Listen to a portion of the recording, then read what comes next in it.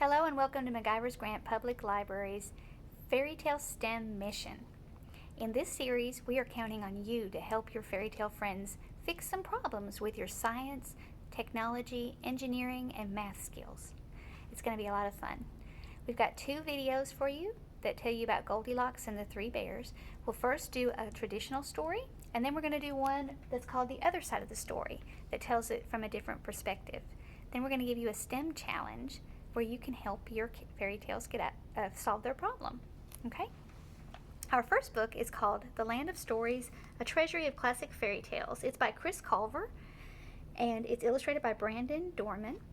And he sticks pretty closely to the traditional fairy tale. It looks very old-fashioned. I love this book. It's so neat. It's got kind of a half cover on it, and then it's got the old-looking book, just like the old fairy tale books. I had one when I was little. So this is Goldilocks and the 3 bears. Let me get my bookmark. Doesn't that look old-fashioned and cool? I'll turn it around when there's a picture for you, okay? All right. Once upon a time, there was a papa bear, a mama bear, and a baby bear. Although most bears prefer to live in caves by themselves, this family lived together in a quaint tree house in the middle of the woods. The house was rather small for bears of their size, but they found it perfectly accommodating. Like most families, each bear was different and had his or her own unique set of comforts. In the sitting room, each bear had a special chair. Papa Bear sat in a wooden rocking chair by the fireplace. Mama Bear enjoyed a cushiony armchair by the window. Baby Bear had a small chair just his size near his big toy chest. At night, when the bears went to bed, they slept in 3 very different beds. Papa Bear had a big bed with a stiff mattress. Mama Bear liked to sleep in a medium-sized bed with lots of feather pillows. Baby Bear slept in a smaller bed that matched his height and width perfectly. One morning, Papa Bear made his family porridge for breakfast. He poured the porridge into 3 separate bowls, and the bears sat around the kitchen table to enjoy it. It was rare that the family agreed upon something, but they each took their first bite of breakfast, and they all agreed it was too hot. "Why don't we go for a walk outside while we wait for our porridge to cool?" Papa Bear suggested. "It's been a while since we had a proper family outing."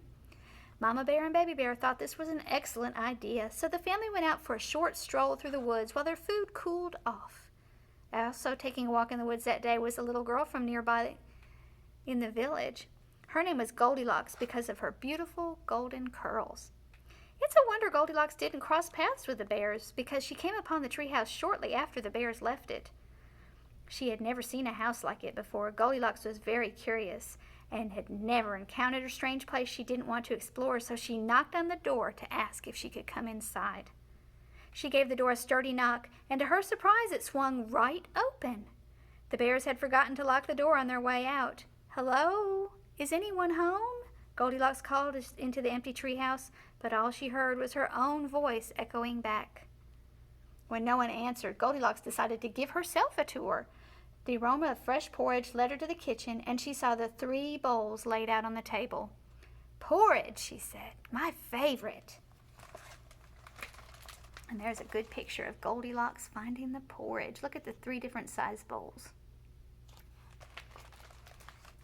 The little girl had worked up such an appetite while walking through the woods that she forgot all of her manners. She picked up a spoon and tasted Papa Bear's porridge without asking. It was so warm it burned her tongue.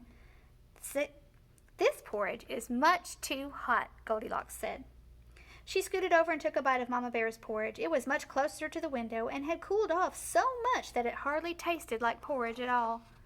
"This porridge is much too cold," Goldilocks said.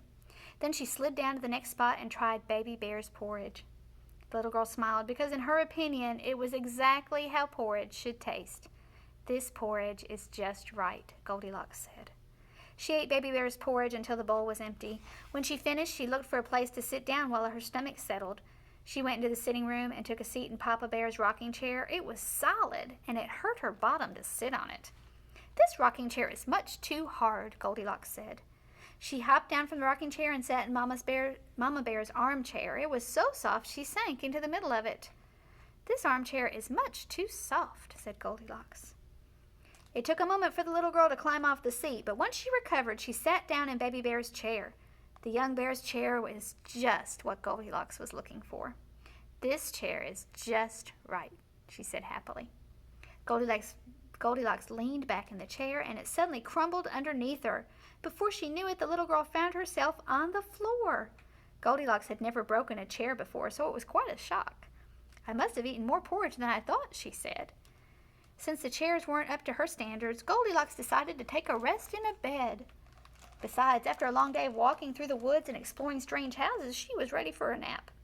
She went to the bear's bedroom and lay down in Papa Bear's bed.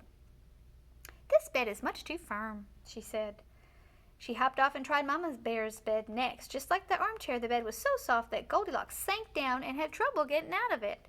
"This bed is much too lumpy," said Goldilocks. All that was left in the bedroom was Baby Bear's bed. She sat on it first to make sure it could hold her weight. When it seemed sturdy enough to lie on, Goldilocks crawled under the covers and got comfortable. "This bed is just right," she said, yawning. The very moment she closed her eyes, Goldilocks fell into a deep sleep. The family of bears soon returned home from their walk in the woods. The bears were cheerful until they saw that their door was wide open. "That's funny, I don't remember leaving the door open," said Mama Bear. "We must have an intruder," Papa Bear growled.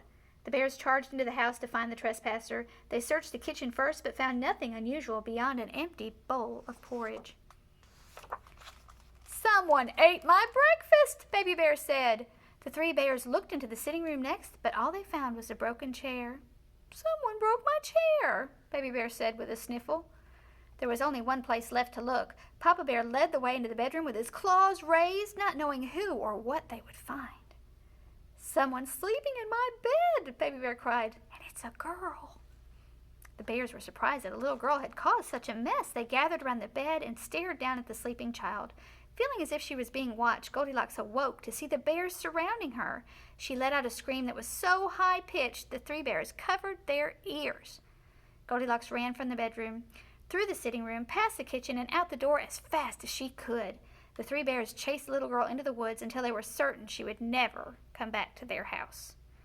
The little girl had learned some valuable lessons the hard way. She never ate someone's porridge, sat in someone's chair, slept in someone's bed, or entered somebody's house without permission ever again. The end. And there's a very good picture of the bears chasing Goldilocks away from their house. That's our first version. That's the traditional version. Click on the next video and we will find out what Little Bear says about Goldilocks and the three bears. We'll see if there's some things that are the same and some things that are different. See you in a minute.